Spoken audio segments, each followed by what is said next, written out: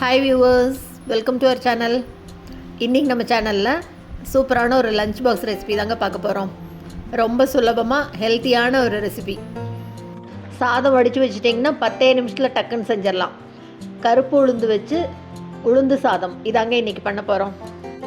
உளுந்து சாதம் டேஸ்ட் எப்படி இருக்குமோன்னு நினைக்காதீங்க, அல்டிமேட்டாக இருக்கும். சூப்பரான இந்த ரெசிபி எப்படி பண்ணுறதுன்னு பார்க்குறதுக்கு முன்னால் இப்போ தான் நம்ம சேனலில் ஃபஸ்ட் டைம் பார்க்குறீங்கன்னா கண்டிப்பாக சப்ஸ்கிரைப் பண்ணிவிட்டு பாருங்கள். கூடவே பக்கத்தில் இருக்கிற பெல் ஐக்கானில் ஆல்ங்கிறத தட்டி விடுங்க. ஸோ நான் போடுற வீடியோ எல்லாமே உடனுக்குடனே நோட்டிஃபிகேஷனாக வந்துடும். வாங்க இந்த கருப்பு உளுந்து சாதம் எப்படி பண்ணுறதுன்னு பார்க்கலாம். முதல்ல ஒரு பேனில் 1/4 கப் அளவு கருப்பு உளுந்து சேர்த்துக்கிறேன். இது கூடவே காரத்துக்கு காஞ்ச மிளகாய் 5 மிளகாய் சேர்த்துக்கிறேன். நீங்கள் காரத்துக்கு தகுந்த மாதிரி பார்த்து சேர்த்துக்கோங்க. எண்ணெய் எதுவும் சேர்த்தலை, அப்படியே ட்ரை ரோஸ்ட் பண்ணிக்கலாம். பருப்பு நல்ல வாசனை வரும், அந்த அளவு வறுத்துக்கணும். கருப்பு உளுந்து உடம்புக்கு ரொம்ப ரொம்ப நல்லதுங்க, எலும்புக்கெல்லாம் அவ்வளோ நல்லது.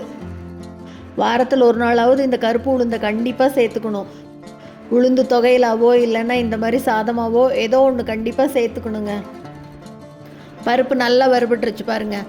இப்போ பருப்பு வறுபட்டதுக்கப்புறமா இது கூட 1 ஸ்பூன் மிளகு 1 ஸ்பூன் சீரகம் ரெண்டும் சேர்த்து நல்லா வறுத்து விட்டுக்கலாம். மிளகு சீரகம் ரெண்டும் நல்லா பொரிஞ்சு வரணும். உளுந்து கூட மிளகு சீரகம் சேர்த்து பண்ணும்போது டேஸ்ட் இன்னும் அருமையாக இருக்கும். இப்போ அடுப்பை ஆஃப் பண்ணிவிட்டு இதை எடுத்து நல்லா ஆற விட்டுறலாம். மிளகு சீரகம் அப்படி பொரிஞ்சு வந்திருக்கு பாருங்கள், காமிக்கிறேன் பாருங்கள், தெரியுதா? இந்த அளவு நல்லா வறுத்துக்கணும்.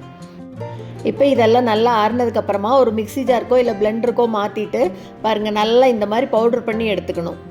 இந்த பவுடர் அப்படியே இருக்கட்டும். இப்போ தாளித்து கொட்டிக்கலாம். அதே வானிலையில் எண்ணெய் சேர்த்துக்கிறேன். நல்லெண்ணெயில் தாளிக்கிறேங்க. நல்லெண்ணெயில் பண்ணும்போது இந்த சாதம் இன்னும் கொஞ்சம் நல்லா அருமையாக இருக்கும். எண்ணெய் கொஞ்சம் தாராளமாகவே விட்டுக்கலாம். நல்லா சூடான உடனே இப்போ கடுகு சேர்த்துக்கலாம். கடுகு பொரியட்டும். கடுகு பொரிஞ்ச உடனே இது கூட 1 ஸ்பூன் அளவு கடலைப்பருப்பு சேர்த்துக்கிறேன். கூடவே 1 ஸ்பூன் அளவு உளுத்தம்பருப்பு சேர்த்துக்கிறேன். இப்போ இது கூட கொஞ்சமாக முந்திரி பருப்பு சேர்த்துறேன். நீங்கள் முந்திரி பருப்பு சேர்த்துறதுனாலும் சேர்த்தலாம், இல்லைன்னா வேர்க்கடலை சேர்த்துறதுனாலும் சேர்த்திக்கலாம். ஒரு கொத்து கருவேப்பிலை சேர்த்துட்டு எல்லாத்தையும் நல்லா வறுத்து விட்டுக்கலாம். பருப்பு நல்லா பொன்னிறமாக வந்த உடனே வடித்து வச்சுருக்கிற சாதத்தை இது கூட சேர்த்துக்கலாம். 1 கப் அளவு சாதத்தை வடித்து வச்சுருக்கேன் உதிரியாக. சாதத்தை இது கூட சேர்த்துட்டு அதுக்கப்புறமா இது மேலே இந்த பொடியை சேர்த்தணும். பொடியை போட்டுட்டு சாதம் கலக்கக்கூடாது. பொடியை முதல்ல போட்டுட்டோம்னா எண்ணெயில் கரிஞ்சிரும். அதனால் சாதம் சேர்த்துட்டு அதுக்கப்புறமா மேலே பொடியை தூவி விட்டுட்டு இப்போ இதுக்கு தேவையான அளவு உப்பு சேர்த்து நல்லா கலந்து விட்டுக்கலாம். அப்படியே சாதம் உடையாமல் மெதுவாக நல்லா கலந்து விட்டுடலாம் ஃபுல்லாக. எவ்வளோ சுலபமாக இருக்குது பாருங்கள். சாதம் மட்டும் ரெடியாக இருந்ததுன்னா போதும், 10 நிமிஷத்தில் இருந்த உளுந்து சாதம் செஞ்சிடலாம். இதுக்கு தொட்டுக்க ஏதாவது ரைட்டா வச்சு சாப்பிட்றதுனா சாப்பிட்லாம், இல்லைன்னா வடை இருந்ததுன்னா போதும், அவ்வளோ அருமையாக இருக்கும். அவ்வளோதாங்க, ரொம்ப ரொம்ப ஹெல்த்தியான லஞ்ச் பாக்ஸ் ரெசிபி ரெடி ஆயிடுச்சு.